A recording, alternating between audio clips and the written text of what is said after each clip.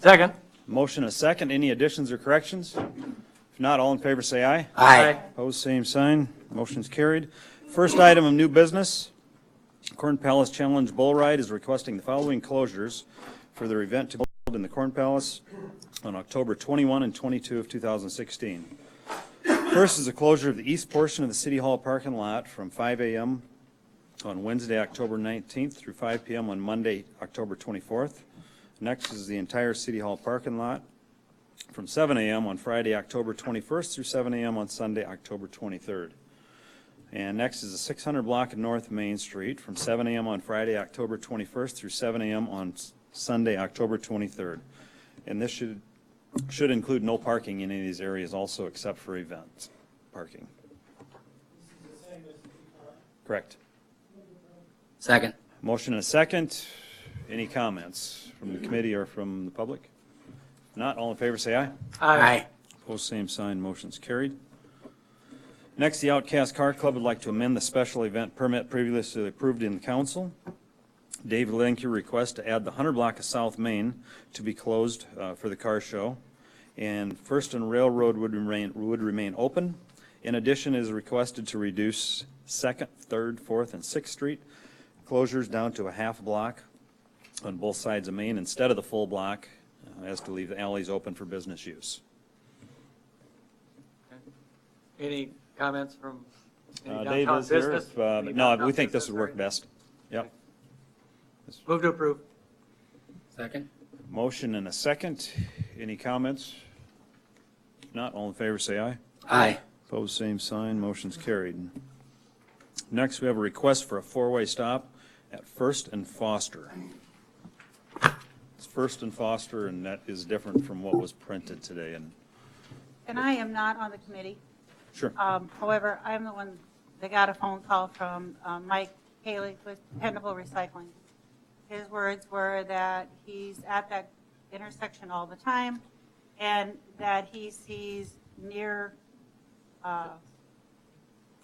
disasters or whatever, near incidents like every day. And so he asked me to have it revisited. I can also say that I've had 3 other people that live in that area contact me, and those 3 people have all said they have had no problems in that area. So that's all I have. Okay, we did do a traffic count or study there last Thursday from 7 a.m. to 7 p.m. And the results of that traffic study were attached. You should have got them. And basically the results are indicating it does not warrant a four-way stop. It would warrant, if you would so choose at this time, to change the direction of the stopping of the traffic from north-south to stopping east-west, because north-south is the primary. Another option you would have is to possibly do another count after 5th Street is opened up again to see how much of the volume is affected by 5th Street being closed. And I did visit with DOT on this, one of the representatives who does these studies a lot. They went over all the data with us and come up with those same conclusions. And the same conclusion was to go ahead and wait till 5th Street. That's one of the options. Yep. If you want to change anything, it would be to change the stop signs to allow north-south to flow through. And I know that's a big step, but We had that same discussion in 2013, and, Yep. and the traffic counts look similar. It looks, 1,600 in the primary direction and 700 to 800 in the east-west direction. It seems like maybe you should change the stop signs, but I think that would be, I don't know if we can retrain drivers that well. I mean, if you'd want to look at something like that, I would suggest the flashing lights on the stop signs and then some other pre-notices, and we'd really have to do some educating. But Be a big learning curve. Yeah. I guess I'd like to wait and see what it looks like after 5th Street is back open, especially 5th and Burr. there might be some public comments also on this. I'm not sure. The other thing is, I had similar calls. I've talked to people, and I've had 2 that say change it, and about 6 that said don't do anything with it. They just don't want a stop sign there. So And these are people who live in Wild Oak, live in that area. I go by there every day. 26 years I've been going down Foster. But The other I'm thing getting a we lot could, of sense from the people that they want to we change. could consider is possibly closing off the first two entrances for Arnie's. You know, they have 4 entrance exit location ramps there. Closing the first 2 that are closest to the corner. You'd have to put new curb and gutter in and take away them first 2 entrance exit ramps that are right by the corner, which seems to add to the confusion. Have you talked to Arnie's about that? I have not, nope. Well, I have a number of calls, and I would say it's about 3 to 1. And I did have some calls that are against it, and I've talked to people in the area that are some are against it, and there's a lot more that leave it alone. And what their big thing is that if you know construction's on Fifth Street, manage your time or find a different route for another 2 weeks, and we hopefully Fifth Street will get open. This is what I hear.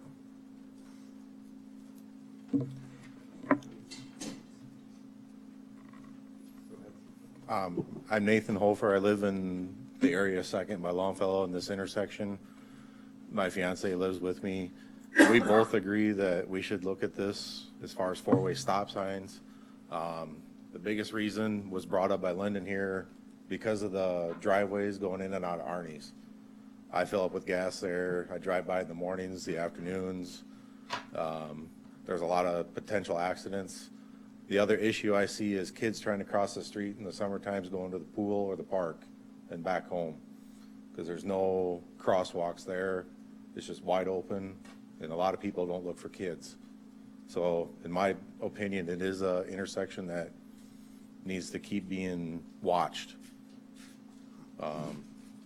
because there is potential for a disaster at some point. So just wanted to voice my opinion.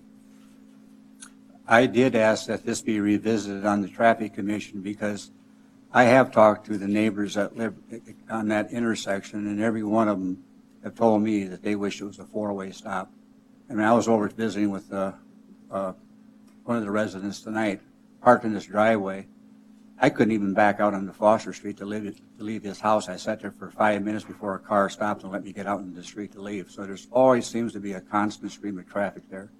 Saturday afternoon, I went by there, and I was there from about 4:10 till about 4:15. I wasn't there more than 5 minutes. I counted something like 30-some vehicles in that period of time.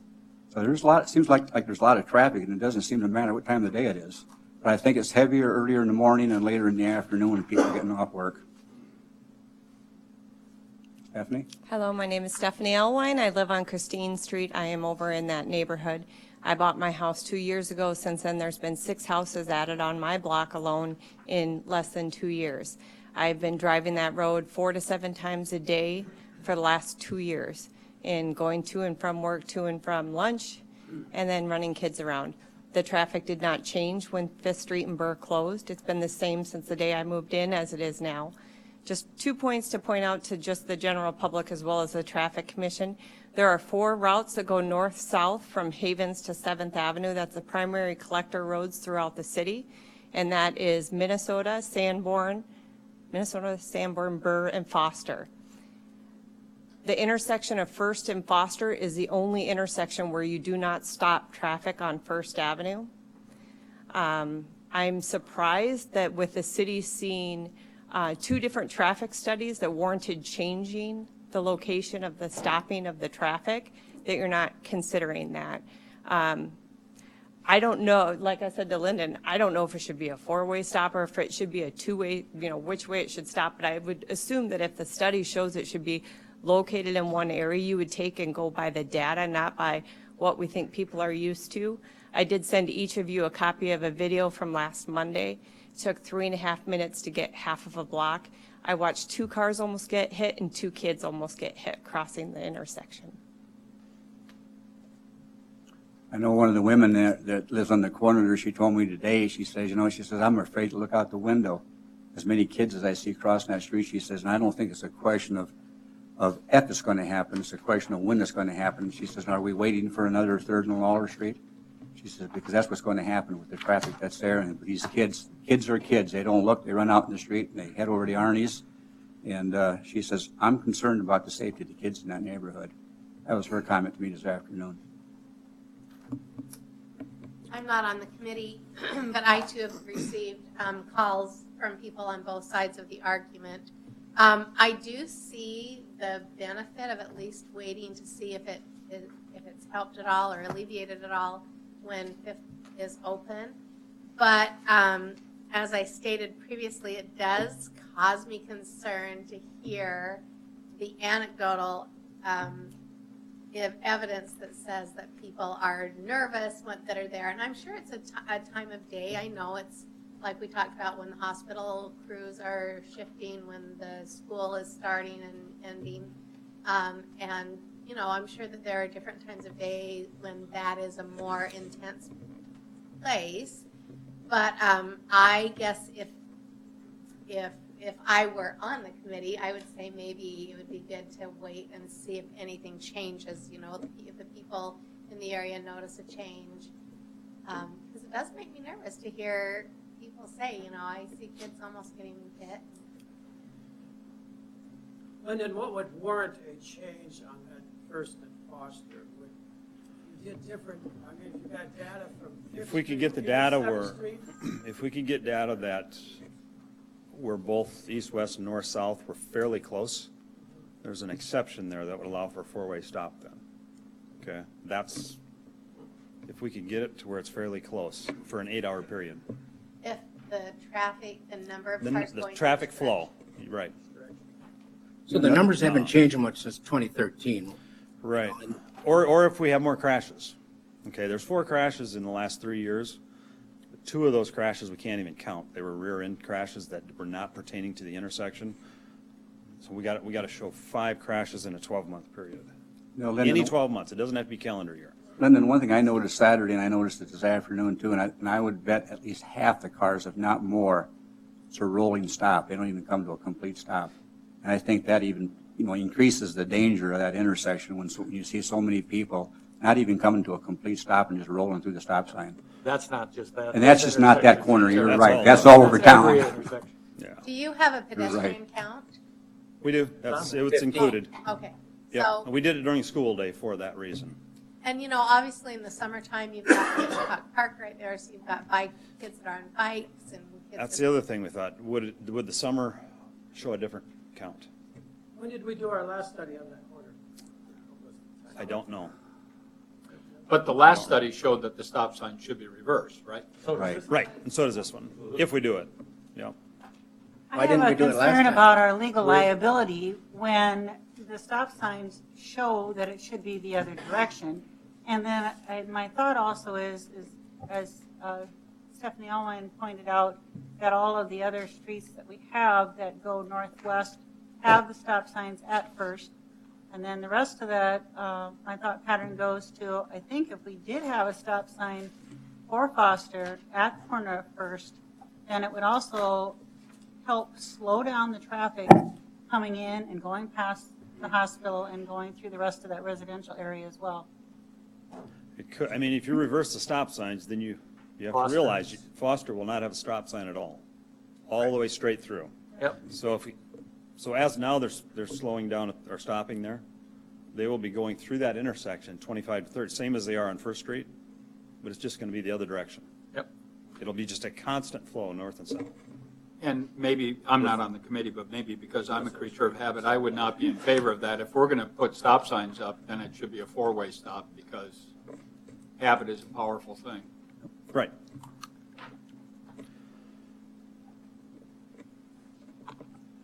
Lyndon, I've got 2 questions for you, just Yes. as a matter of the record here.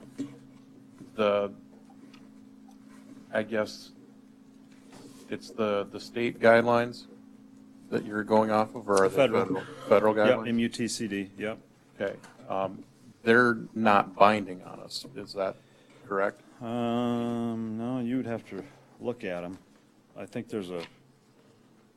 they are what you're supposed to follow. Okay. So I guess along those lines, is there some reason that we're not following it now? Right now, there's another major street that's under construction that may be throwing a different maybe throwing different data at us. Okay. That's the only thing, and that's what, visiting with DOT, they said that may be doing something with your numbers. They're not sure. And maybe from kind of a practical standpoint, could you just, for the public's benefit, kind of explain what the detriment would be to moving to a four-way stop there as opposed to leaving it as a two-way? Well, because it's not warranted on here, one of the things that can happen, it can increase accident rates. Okay, they've got certain data you're supposed to follow. If it's not warranted, it can actually increase your crash rates. That's why they say you should follow it. That's one of the big things. And this is based on a nationwide study. I don't know all the data behind it, but Initially or consistently? Like initially, right. you know what I'm saying? Yeah, Is it can, like- I don't know, I would say it can be long-term, but I don't know for sure to tell you that answer. One of the things that occurred to me, and I think probably because it's what I noticed about myself, but I do feel like when I'm past Foster, either traveling east or when I'm coming into town, traveling west on First, that I tend to increase my speed because I don't know, I feel like I'm headed to the open road, I don't know. But I don't know if other people are like me, and maybe I'm confessing to the wrong man. Do you have a homing device on me? I hope not, anyway. But I do think that having a four-way stop would cause people to drive slower and more cautiously as they're coming to that key intersection. And I do think that occasionally, hypothetically speaking, someone might be going a little faster when they come, and then, you know, I don't know, it makes me. And the other thing, if a stop is not warranted, it can actually make people speed up more after the stop because it prevents traffic flow in a consistent pattern. And it does say you should never use a stop sign to regulate speed control. Sure. And I wouldn't be doing that, but it Right. would do that as a byproduct.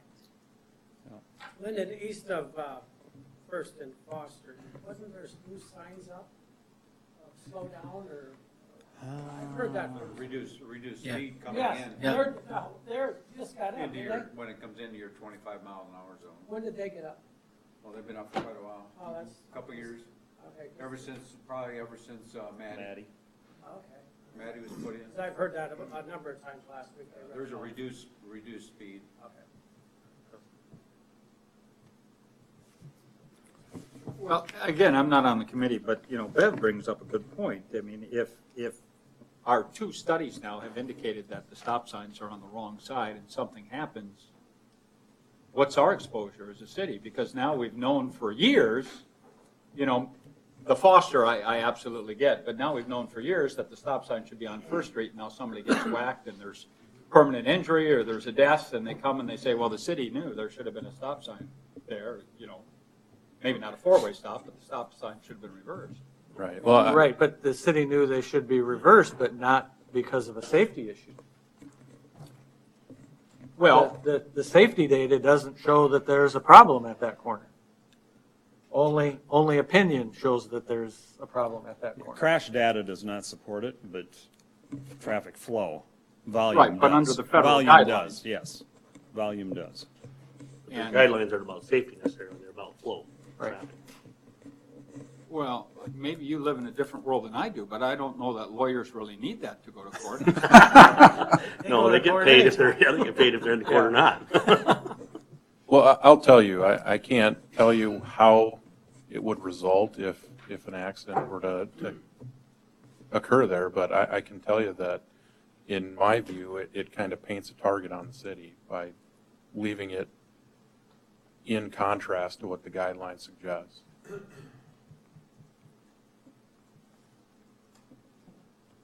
Yeah. I'm deciding with Justin a little bit what Bev said too. I got very minimal calls in there, maybe like 1 to 2, very minimal. So I've obviously been reaching out to other fellow council members, but I have concern with that too. If it's saying that we need the other way, I'm not too excited about a four-way stop there. And I do know we have to retrain people, but if we do the proper signage with stop signs and the flashing light, Maybe it is First Street that needs to be cut off the other way, because Minnesota goes all the way through too, from north to south. You know, there's no stop sign at First Street in Minnesota either. It's from 7th to Havens, it's a clear run, you know, and this But will be I- obviously a longer run. And I but- live in that area, and I could take a video at Cedar in Minnesota of Yeah. 15 cars backed up waiting to get onto Minnesota on almost every morning. Lyndon, just out of In a park curiosity, there and kids walking across the street. But we're not talking about stopping traffic on Minnesota. No, and I wouldn't want to stop traffic in Minnesota either. I just think we would put the stop signs on first and let Foster be a clear run. Stephanie mentioned that there are several arteries going from north to south, is that right? There's 5 of Correct. them. Yeah. So what were the criteria that created the need for four-way stops at Burr or at Minnesota or Maine, or why there and not here? Minnesota don't have it. So there's a stop light. There's what, the stop sign because it's a dead end. And Oh. First in Minnesota. Okay. Okay, true. Yeah, but But let's then the other talk about- criteria was traffic volume, like at Burr, when we went to the signal lights. Mm-hmm. Same as Sanborn would have been volume, and that was a state highway at one time. And Maine. Yep, and these stop signs would have went in when Foster Street was simply, remember, it was simply a gravel road that went down to them S curves, and it was not a major artery at all. So it was, and First Street was actually the state highway at the time. Yeah. So Before that nine- was the Before thoroughfare. 1960, First Street was the road into Mitchell. Right. And before 1987, Foster Street, the bridge didn't go over, and you had to go down a winding road Yep. underneath the railroad tracks. Not And very highly trucks couldn't traveled. go through. Right. Nobody could make it there. So the primary traffic was on First Was Street. still First Street. Because Foster didn't Right. go through. Yes. Lyndon, you said that the traffic flow there does not meet the criteria. Exactly what is the criteria? How many cars does it take before it becomes to a point where it meets the criteria that you're talking about? Okay. For the multi-way stop, we had to do an engineering study, which we did. 5 or more reported crashes in a 12-month period, which we don't have. Vehicular volume entering the intersection from the major street approaches an average of 300 vehicles per hour for any 8-hour in an average day. Or the combined vehicular, pedestrian, bicycle volume entering the intersection from the minor street approaches averages at least 200 units per hour for the same 8 hours, with an average delay to the minor street traffic at least 30 seconds per vehicle during the highest hour. And the 300 vehicles per hour average for 8 hours and the 200 units per hour 8 average, we don't have that. No, we're not. Right.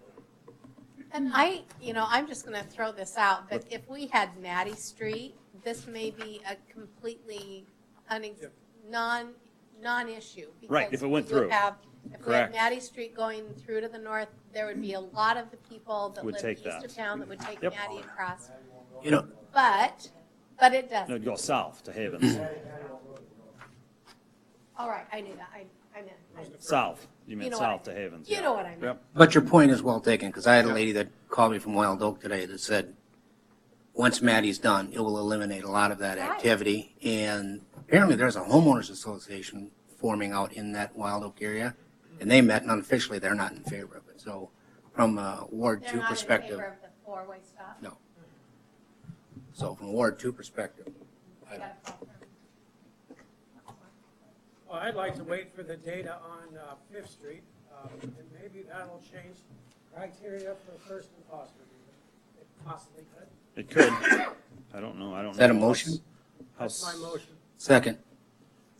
Okay, we have a motion and a second to, is it to table this Yes.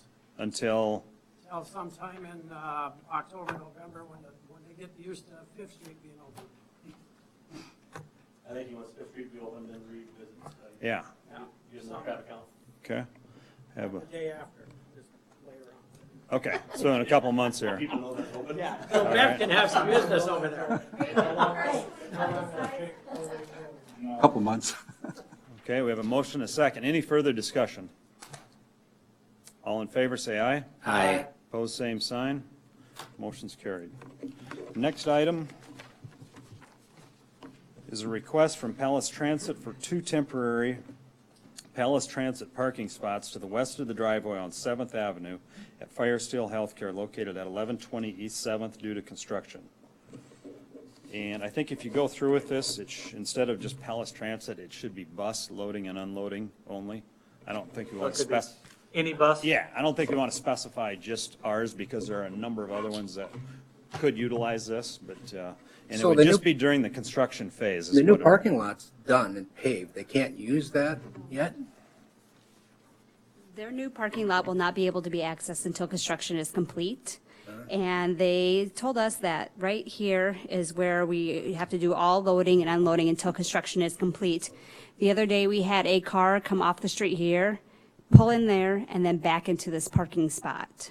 It's congested. Yeah, especially while there's other cars parked here and we're double parking, and most of our passengers that we pick up at this location are wheelchair passengers, so we have to use the lift and require So this would extra be a time. temporary marking? It would be Just called until construction, something? And then they'll use the parking lot and yes, Then you'd be able to Up to pull the off doors. off the street and do it. correct.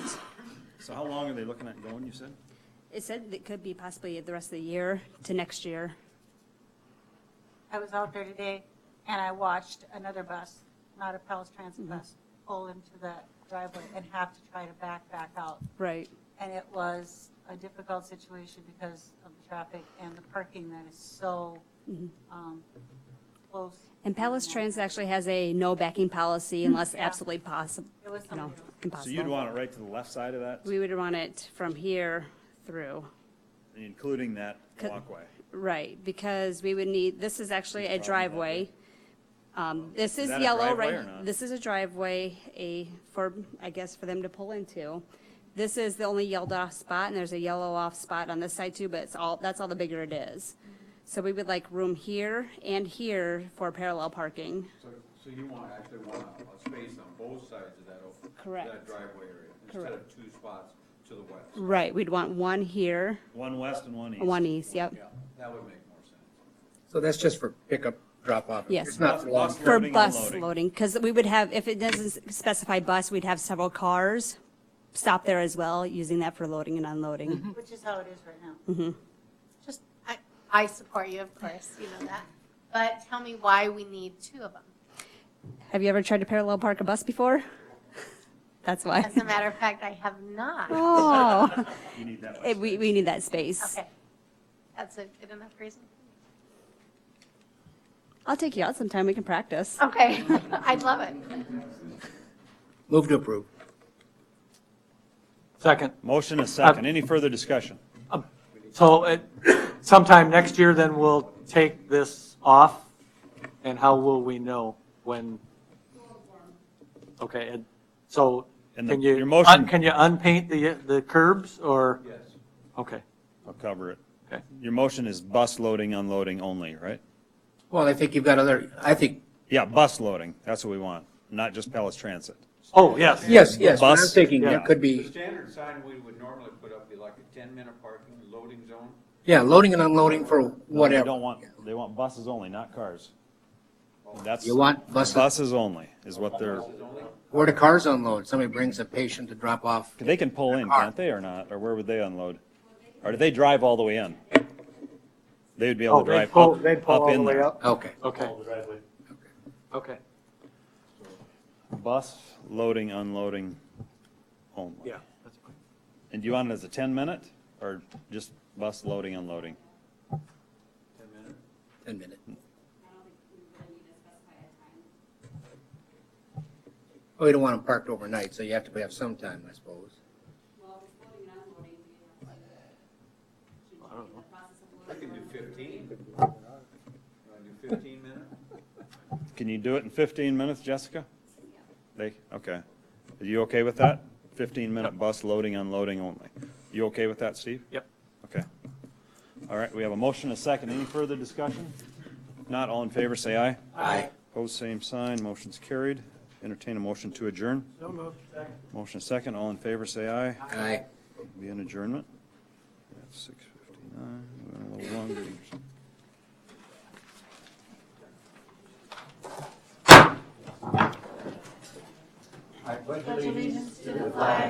United States of America, and to the republic for which it stands, one I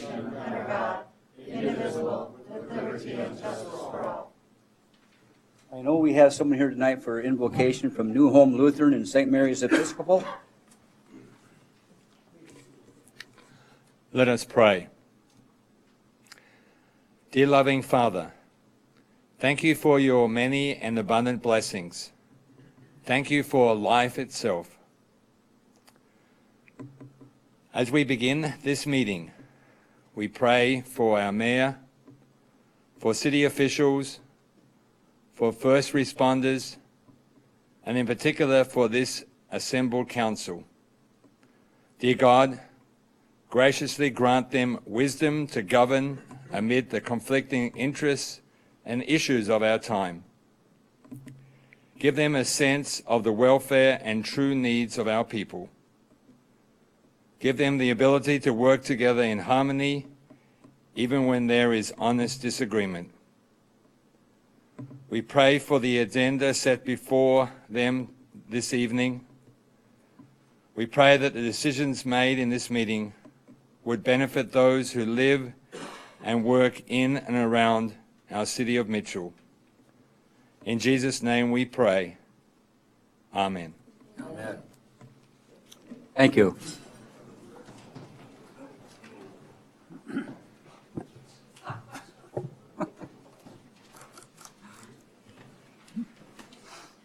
Roll call. Olson. Here. Rice. Here. Tronis. Here. Robinson. Here. Barrington. Here. Allen. Here. Charks. Here. Smith. Consent agenda. Items appearing on the consent agenda may be removed by a city council member for discussion at the beginning of the formal agenda items.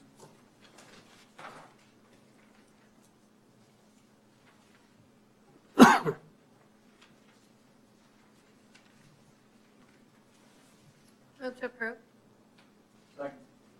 Discussion? Is there any public comment on the consent agenda? If not, roll call, please. Charks. Aye. Allen. Aye. Barrington. Aye. Robinson. Aye. Tronis. Aye. Rice. Aye. Olson. Aye. The next thing on the agenda is the citizens' input, but before we start on that, I just want to kind of do a little poll here. We got a council meeting on the 23rd, which is this coming Friday at noon, and also one on the 30th, special meeting. So I want to see who's all going to be here on Friday at noon, for both Fridays,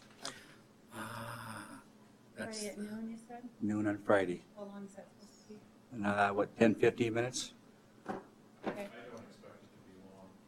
It's on the bid renewal again. Oh, sure. For the AEA. And I had Jeff down as a yes, and a Susan by phone possibly. Sports event. Okay. Sports event. The following Friday, a week from Friday, the 23rd and the 30th. Yes. So let's do 23rd first. Raise your hand for the 23rd. We can do Marty by phone, and if Jeff can, for some reason. Okay. Dave,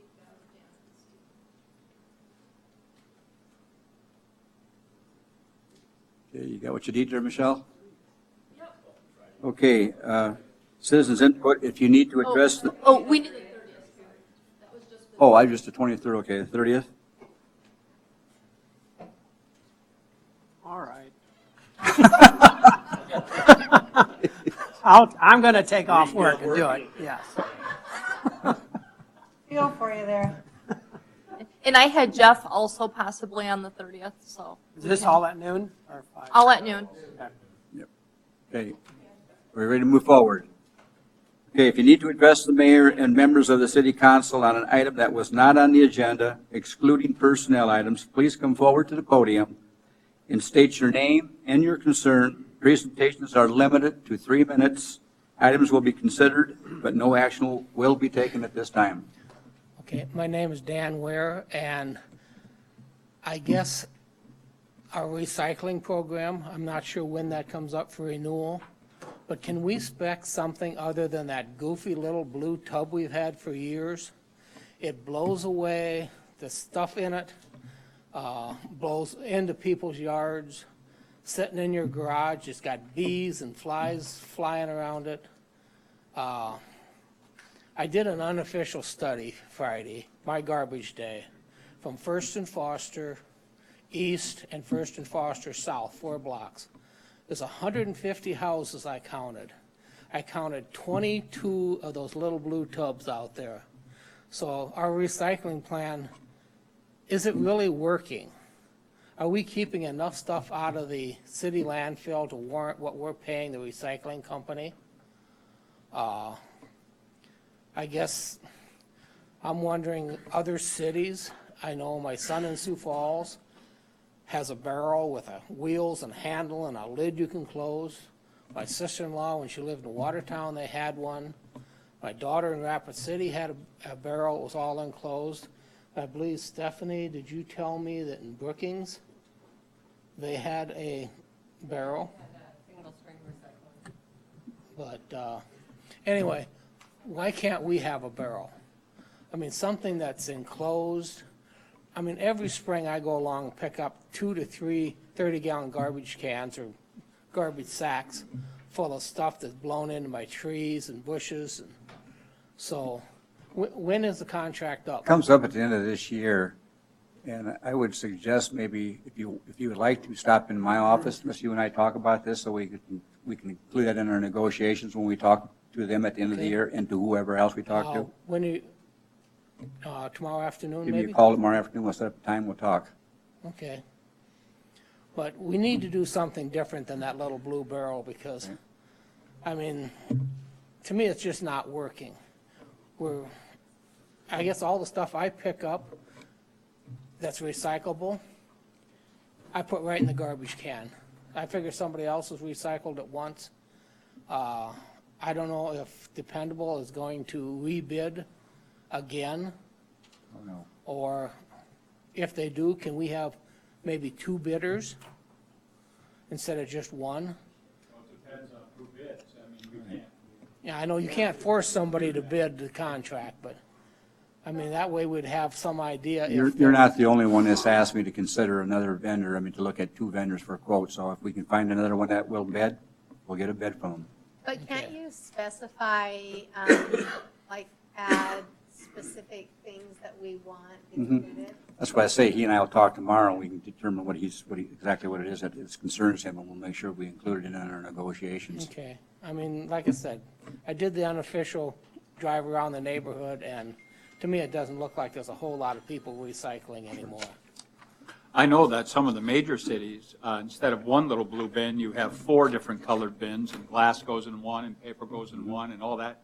And they actually fine people who don't recycle. So, to some extent, I'd be careful what you wish for. Well, my wife is a great recycler. I mean, if it was up to me, when my tub blew away this spring, I would have never went out and got another one. I mean, it just, when I went out to get my tub, I got informed it cost him $30 to replace that tub. And I go, gee, I can go to Menards and buy one just like it for $9.95. Where do you live? Because I recycle every week, and I rarely, I mean, you know, in a big blizzard or something, I might see it 2-3 feet down the road, but I've never had it You never had blow one away. Never. Well, I had one this spring, this first time since I started recycling. And the tub I got was actually smaller than the one that blew away. So, I do agree that depending on how people pack their tub, that is problematic. Not the tub blowing away, but the contents of the tub blowing around. well, if it had a lid on it, that would save a lot of stuff blowing away. And I know if we go with the barrel, they're gonna end up having to get a truck similar to our city garbage trucks. But, I mean, we're paying them, what, $100 and some thousand a year to pick up our recyclable stuff. I would think in all the time that they've done this, they could have generated enough revenue that we shouldn't have to be basically subsidizing the company. I mean, it doesn't make sense that every year we pay them, I guess I rounded it up, $160-some thousand. You know, figuring so many people, so many stops, so many dollars, times in 12 months, and it's just ridiculous that, you know, if your tub blows away, it's like, well, no, we might bring you one out. I guess it boils down to customer service. If they're not gonna provide a tub for you to recycle, then why should the city continue to pay them a fee to do it? Or maybe the city should take over the process themselves. I mean, I don't know what other cities do. I mean, but anyway, I think my 3 minutes is about up, Jerry. Your 3 minutes is up. Thank you. Okay, I'll stop in. And, Talk to me tomorrow. okay. Okay. After dinner sometime? Sure, that'd be fine. Okay, thank you very much. Thank you. I am going to add something to that. At the place where I work, Cathedral Square, we have bins within our big garbage unit bins.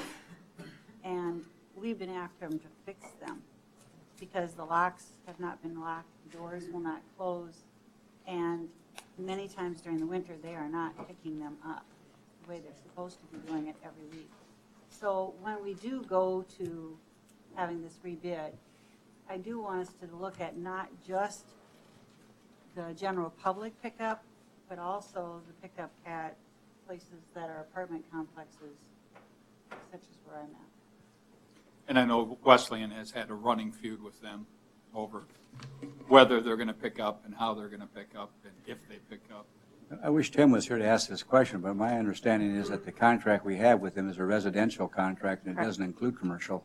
Well, we are required to pay. I know that there's a required bill, required amount on our bill every single month. And we at times have called and said at least twice within the last 3 years, said that, you know, we're not getting service, you know, we're getting paid, we're getting charged for this service, this needs to be taken care of, and we're not seeming to get a real good response.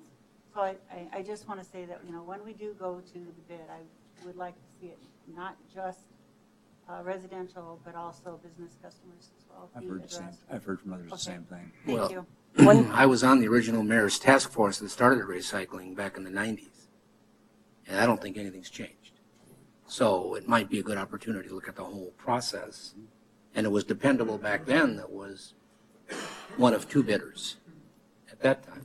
So the whole process probably needs to be looked at. I just wanted to point out to the council that when we had Bo here working as an intern for the city, his master thesis or his master's project that he did was a review of recycling programs within the state of South Dakota with a comparison, and we do have that now. So I will send that out for you to review, and maybe we could add that at your next work session topic. Good. It's good information. I was going to give you an update on the Veterans Park fundraising. Right now, thanks to Lance Carson and Dan Allen, the main fundraisers, we are in excess of $130,000 in pledges. Some of them are multi-year, but we're also over $43,000 cash received already. So it's going pretty good. So you got 40 in hand and you got another 90 promised. Right. The 90 promised is how? Is it on a pledge or is Pledges, right. And some of it's in-kind commitments to do certain parts of the project. So the pledges are as good as cash. Good as gold, yep, as Yep. good as cash, yep. They are. Nice I would job. not be concerned with any one of them Yep. from what we're getting. I've heard nothing but very positive things about that whole Yeah. project. And we have a number of grants that we have applied for now after the last council meeting, so we're waiting to hear back on them too, so. We still need some more, so it'll be continuing, and I'll give you an update next time. We did want to try and get things wrapped up by the end of this month to have all the fundraising done, so. No, it's bobbing with the bobber right now. We're working on it. All I can tell you is that we are going to be done by the end of the month. You're going to be done by. We are going to be done. And I Thank think you, then Lyndon. we'll have a good report, the first council meeting in October, whatever date that is. October 3rd. kind of in relationship to that, I received by email what's called military family assistance from Ruth Regals. She is the person here in Mitchell. She's located, as I understand, at the National Guard area. And she provides or sees to it that 6 essential services are available to military families. Crisis intervention and referral, legal resource and referral, financial resource and referral, TRICARE, military ID cards, and DERs cards, also community information and outreach. I just told her that I would see to it that everybody got this information, and I was gonna make copies for everyone, and I'm sorry I didn't, but I'm gonna pass it around so that everybody can see what is available for our military families here, thankfully. Did you all get it? Okay, Yeah. wonderful then. Thank you. Is there any other public input here?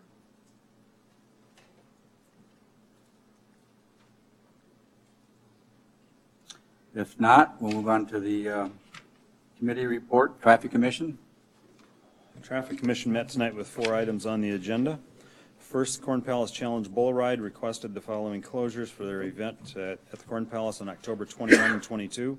It's a closure of the east portion of City Hall parking lot from 5 a.m. on Wednesday, October 19th through 5 p.m. on Monday, October 24th. The entire City Hall parking lot from 7 a.m. on Friday, October 21 through 7 a.m. on Sunday, October 23rd. And the 600 block in North Main from 7 a.m. on Friday, October 21 through 7 a.m. on Sunday, October 23rd. This motion was carried. Next, the Outcast Car Club wished to amend their special event permit that was previously approved by council. They requested to add the 100 block of South Main to be closed for their car show, with First and Railroad remaining open. In addition, they requested to reduce the street closures on 2nd, 3rd, 4th, and 6th down to a half a block on either side of Main Street.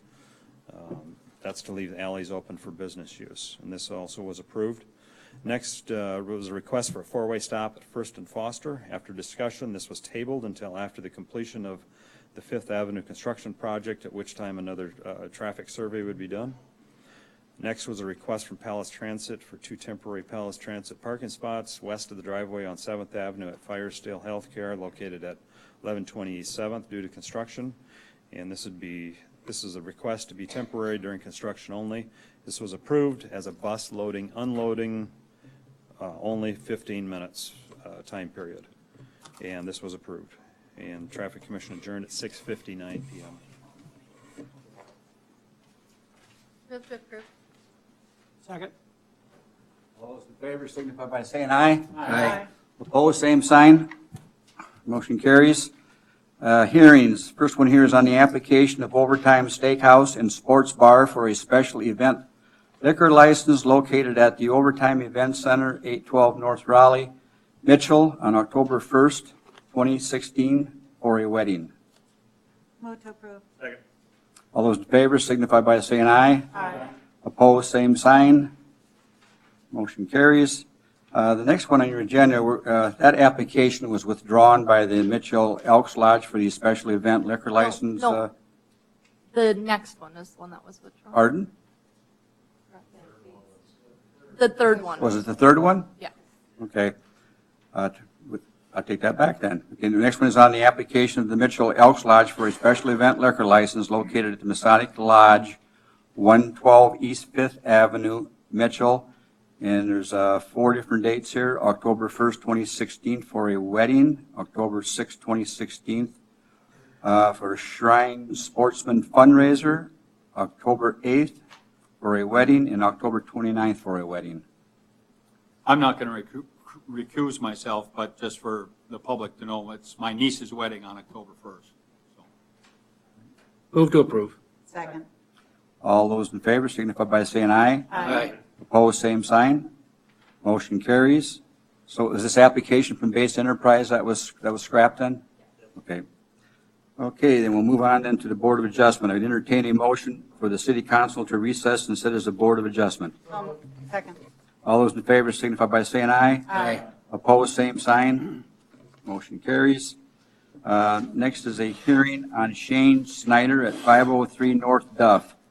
Shane has applied for a backyard variance of 2 feet versus 25 feet, and a side yard variance of 2 feet versus 3 feet for construction of 2 attached garages to his property at 503 North Duff Street, legally described as south 82 feet of lots 11 and 12, block 14, Raleigh, 2nd edition, City of Mitchell, South Dakota, zoned R4. Members of the Board of Adjustment, you would see in the Planning Commission minutes that are included in your packet that they did hold a hearing on this request and did recommend approval of this on a 4-2 vote. Just to get your bearing straight, this is more of a historic-looking home right on the corner of 5th and Duff. What the owner wishes to do, if you saw in the drawing, is to replace a garage that he's removed on the west side, and it's going to be a little closer to the neighbor, and then also one to the north. There was one on the west side, but he wants to make it a little wider coming out. What we're doing is we're counting the front yard as Duff as there, and so then so he needs a 25-foot setback on the west side. And on the north side, he really only needed 3, but there's lots of different reasons why he can't do that as well, or wishes not to comply with that, or not to meet that standard because of some stairwells. Am I correct? But with that, Mr. Schneider is here. There is some background information in your packet. So Mr. Schneider is here if you've got more specific questions of his project. So for the people listening, we see on the board the neighbors' letters PDF. Just tell us about that. Well, we had one that did respond back, and then she did come to the meeting, to the Planning Commission meeting, and then I believe they had a conversation since that, but I don't want to replace what you talked about. But it sounds like, I think her main issue was the drainage, and that's where you did see a comment on there that they, one of the conditions was that the drainage, make sure that it does not interfere with the neighboring properties. So, and I believe that was, I don't want to misrepresent. Again, Mr. Schneider is here. Well, I was at the meeting, and that's what, it was Mrs. Spenceley lived right to the north of her, and I know her, and she was concerned about the drainage, and it got taken care of, and she's all right. So can I just have a clarification? He wants the variance of 2 feet. When you say that, does that mean that he'll be 2 feet from? The edge of the overhang from the property line. So this is not unlike our other. Right, if the, to the north, see, since we count Duff as the front, so the front yard is 25 feet, well, then obviously the backyard, the west side would be the backyard. Well, he can't hardly meet that anyway because of the existing one. So then that's where the 2, and he's going to be about 2 feet from where the lot 11 ends. So the side yard on the north, if you would have met 3 feet, he would have been in compliance. Your pointer, which, I mean, on that 11 and 12, it looks to me like there are 2 structures. Right. This is the structure right here. And so this is the property line. And then he's got the south 82 feet. So his property line is to the north. And this is the neighbor to the north that had a concern. Duplex, isn't it? It's a duplex, correct. It's a Victorian house. And what would the vote take to get this passed tonight? I see that one is missing, so it does require 6 of you. Again, he's here if you've got more specific questions. Move to approve. All those in favor, With that signify. condition. Wait, can I just wait? So you say that Mr. Snyder is here? Yes. Can I just ask him a question? So you're adding 2 garages, is this right? Yes. So is there, I mean, it just seems to me like this is really close to the neighbor that you're going. Do you feel like it's close to the neighbor? I mean, No, it still gives me room to do anything painting on that side. From her, she has a fence there too. okay. And so between the fence and my actual wall, the garage, not the overhang, because the overhang just sticks, up there. But there would almost be 4 feet, I think, is what we mentioned the other day, And- so. But is there an alley anywhere on this? It's just all No. private property? Tell me what the people that, at the planning commission, why it was a split vote. Well, it was 4-2, and so I guess, a couple, one was Bob Everson, and I can't remember who the other one was, Bernie. Mr. Bernie. Everson doesn't give a variance for anything, probably So- included his mother. Well, I know, I know Mr. Everson well, and his thing is, we have variances because of hardships. And I always try and keep that in mind, that, you don't just grant variances for the sake of granting variances. And I agree with you, huh? It was hardship. So tell me how, can you Go ahead. address that, please? Well, I actually wanted to ask Bernie why. Bernie. Schmucker was the Oh. other one, and Everson. But I got the vote, so I didn't, but I was curious. The reason I actually need it is because, as you know, the real estate market or rental market in Mitchell is very competitive now. So I need a garage on both sides, because it's a split duplex vertically. And the reason I need the variances on both sides is, if you notice the drawing, there's a stairwell, the external stairwell that has to be covered, which takes out of the garage space. So I have to push them further back than I actually This want was- to. This was hard for me this meant virtually nothing because I didn't really have my bearings, but. And so once the planning heard that, then there was actually 3 that came saying they were gonna say no, but when they heard the issue, they actually changed their votes, their minds as to why it And was the necessary. neighbor is now more in agreement with? Oh, yeah, she's all good. Her concern, All good? yes. Okay, well, if the neighbor's all good. And that's a couple things I look at. Don't is tell that Bob. as long as the neighbor has been satisfied, which sounds like you guys have done. And the other thing too is, we're taking a neighborhood and he's putting money into it, investing into the community and making that area look nice. And it needed a little facelift, and I appreciate what you've been doing to the property there. Everybody's been pretty happy Yeah. about that. So I think it's a big plus for us. Right. Here's the property line. If anybody who drove out there, you would see there's a row of paintings, is approximately the property line. Those are actually on mine. Right, yeah, and this garage is one's disappearing, and so he's coming out this far, and then he's going to well, it's kind of hard to tell with the bushes, but he's going to the north. And her fence is off the property line a little bit. 20 inches, yes. Oh, so the entrance to the garage is off, okay, that helps too. Yeah, there you go. This is where the other garage is coming off of here. That is a good thing. That makes a difference. Thank you. I just have a quick general comment. And why is it, or question maybe, why is it that we measure the setbacks not from the wall of the building, but from the overhang? Well, yeah, that's something that we've been doing that for quite some time, and from what I've gathered, it's been on the ordinances since well before I came here, and that's just wherever you want to measure from. And part of the rationale that I was told, this is a long time ago, is because you need that, because if you're going to put a ladder up, you put it on the roof line. So that's where you want the space, make sure that it's that way, instead of having it that way, because the the overhangs can be anywhere from no overhang to 2 to 4 feet. Right. And so that was the rationale. Not saying that's what I was told.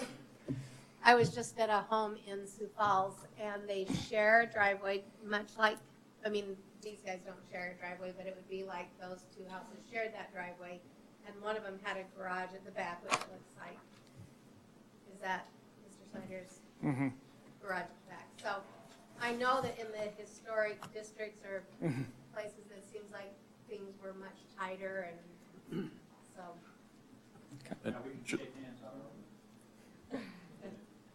And just from a practical standpoint, if you've got a 1-foot overhang, but you've got a 0-foot side yard, and you're right up to the property line, your overhang could be overhanging a foot over the neighbor's property, so.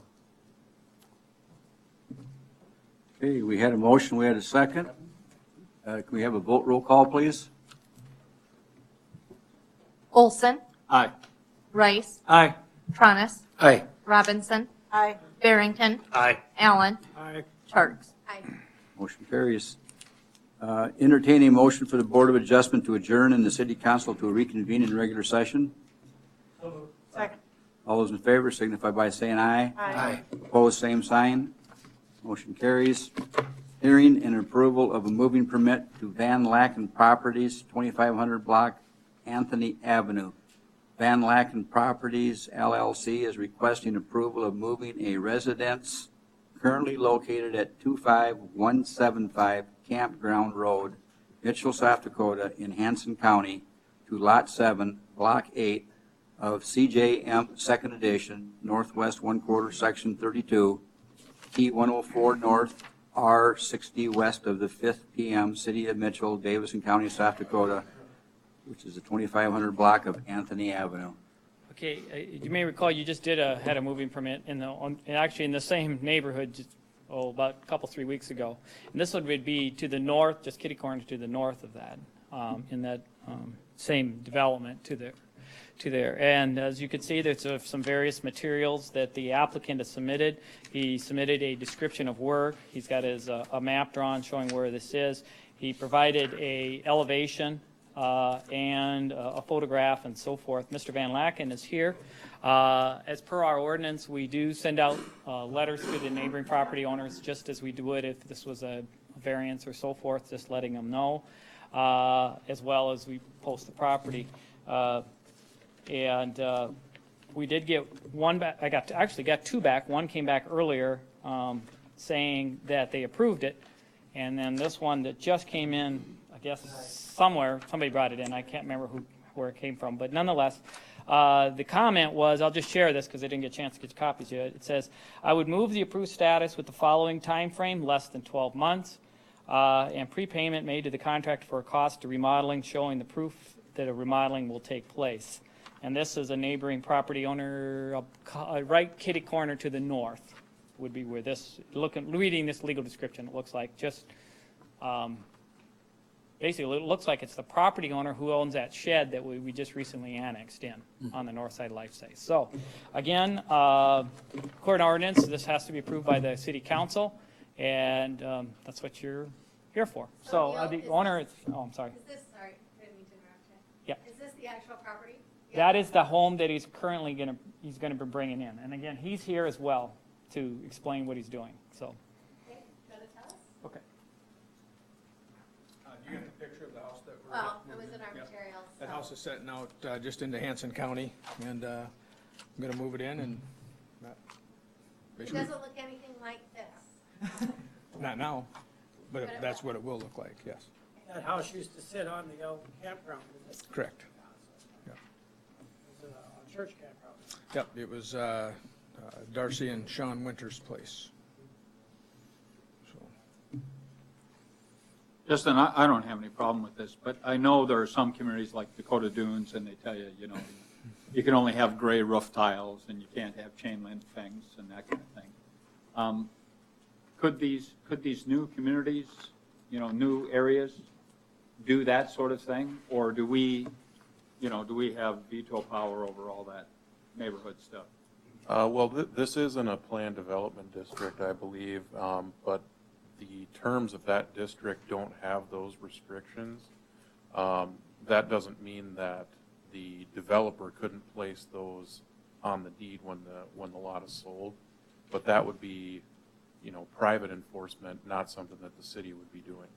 So I just want to be clear. So if I'm building a new neighborhood, I can just wave my wand and say every house is going to be, you know, 2 feet tall, 2 stories tall, and so many square feet, and they're all going to be white. And Well, you can to a enforce certain extent, we do allow developers to propose planned development districts, and they can basically kind of pick and choose the terms that they like out of the zoning code, and they can make things a little bit more restrictive in some aspects, or they can give a little bit more flexibility in others. So it's just kind of what they want, and then what the planning commission will approve, and then what the city council ultimately approves. So, Chad. yes. I'm looking at this, and this is just me, like, out of curiosity. And I don't know what the house is like on the inside at this point, but it sure sounds like you're going to be doing a ton of renovations. And it's surprising to me, I mean, you're putting in a basement, that you're not just building from scratch. Is there a reason that you're Well, just, Do you save money will you save money? well, I by- will because, a lot of the building material is already there and a lot of the construction, the frame is actually already complete. So Okay. basically going inside and tearing a lot of the sheetrock out and kind of redesigning the floor plan that's from what it is now to a new floor plan. Okay. New siding, new roof, windows, all those things, so I mean, it looks like it's going to be a completely different house, so I just wondered. it will, yep. Great. So. Second. All those in favor signify by saying aye. Aye. Opposed, same sign. Motion carries. Wanted to make sure they're. Action on resolution number 3381, a plat of lot 12 and 13 and the replat of track A Wild Oak Golf Club addition to the city of Mitchell, Davidson County, South Dakota. This was submitted to the Planning Commission at their last regular meeting, and they have recommended approval. It's basically in one of the lots out in the Wild Oak development. Does it include the cart path? No, that is a separate parcel that will be retained by the golf course associate, or the owner of the golf course, but it's the reason it's platted so that it can be identifiable. But my understanding is the party's only acquiring lot 12. But since 14's already platted, now 12 will, you need to figure out how to identify the parcel that's in between. Right. I have a tangential question. How much power do we have to just drag things into the city? What do you Because mean? Wild Oak's not in the city. Yes, it right? is. The residential golf course is? properties are, the golf course is Right. not. The golf course is not. Correct. So we decide, gosh, there's a lot There's of good property tax out there when I get There's- that sucker into the city. I mean, Yeah, there's two ways property can be annexed in. There's two ways that property can be annexed in, and one way we have never done, and it's from talking to colleagues in other places, it's not that difficult. They're called involuntary and voluntary. Voluntary is when the owner basically petitions it. Right. And that's what you We've had. had plenty of those. Yeah, that's pretty much all we've ever done, is because they're into this, up against the city and they're ready to develop, and, infrastructure's coming out that way and so forth. And usually that's how everything kind of falls into place, is because, and the criteria to be annexed in on a petition is that it has to be by 3/4 of the landowners of the area to be annexed. It has to be also 3/4 of any registered voters. So in our case, is almost all the time, there's nobody already there. So that's already due. And then they file a petition, and if it's unplatted, we have to notify the county, and if it's not, then you guys just do your thing. The involuntary one, which I'm not that familiar with, and like I said, it's basically I've talked to other counties, that's when the city is actually kind of forcing people to come in. And part of that is, there's a long protocol to do that. You got to be able to, us to provide infrastructure and so forth. You have to have a plan and so, those types of things. The other thing I would point out about annexation is you can't annex an island. It has to be contiguous. So for example, what Wild Oak is, they platted the big tracts, the big housing tracts, like you see tract A, but they didn't subdivide the lots as they develop. And that's not uncommon in other developments. So what they did is when they platted the whole tracts of where they thought the housing development was going to go, and then the other parts that remained unplatted is the golf course. So the golf course itself isn't necessarily has a legal description on each of those. So that's kind of how that is. And then so the municipal boundary line borders the tracts. So Well, the reason I ask is, we're forever platting things that aren't in the city. right. I was just curious. Correct. We have, we have zoning jurisdiction. Our zoning ordinances and subdivision ordinance come out exactly 1 mile out, but that doesn't necessarily mean the city limits line. Right. But then anything over 3 miles out of the city limits, between miles 2 and 3, the city has to sign off on plats, but it's not our ordinances, it's the county ordinances. So that's why sometimes you'll see plats, well, I know you will next time, see a plat that's like 2 miles out. But it's the county's ordinances that are applicable. Okay? I hope that helped. I'll move to approve. All those in favor signify by saying aye. Aye. Opposed, same sign. Motion carries. Action on resolution number 3382, a plat of portions of Block 2, Block 3, Block 7, Block 8, and Block 9 of CJM Second Edition in portions of Michael Avenue, Livesay Lane, and Jamaica Street, all in the northwest quarter of Section 32, T104 North, R60 west of the 5th PM, City of Mitchell, Davidson County, South Dakota. Again, this was submitted to the Planning Commission at their last regular meeting and recommend approval. This kind of segues into what Councilman Olson just talked about. You may recall that you just annexed this property by footage. X amount of feet by X amount of feet, X amount of feet. Well, now what's happening is this is actually platting the areas. So if and when the developer starts selling off the lots, then they will be coordinating with what blocks they belong to. So, so when he annexed all that big, long footage that you did however long ago, now these tracks, and so this also makes it easier for recording purposes, so when the registry of deeds, and it also makes it a whole lot easier, so when a subsequent plat comes in, it'll say lot such and such out of block 2. That's what this is for. Move to approve. All those in favor signify by saying aye. Aye. All opposed, same sign. Motion carries. Action on resolution number 3383, a plat of Lot 8, Block 2 of CJM Second Edition in the northwest quarter of Section 32, T104 North, R60 west of the 5th PM, City of Mitchell, Davidson County, South Dakota. Again, this was submitted to the Planning Commission, and they did recommend approval. You can kind of see that's Anthony Avenue and Ullman or 407. Second. All those in favor signify by saying aye. Aye. Opposed, same sign. Motion carries. Action on resolution number 3384, a plat of Lot X-1, Square 19, a subdivision of portions of Lot X of Square 19 in the west one-half of vacated South Lawler Street, all in Weaver Squares, City of Mitchell, Davidson County, South Dakota.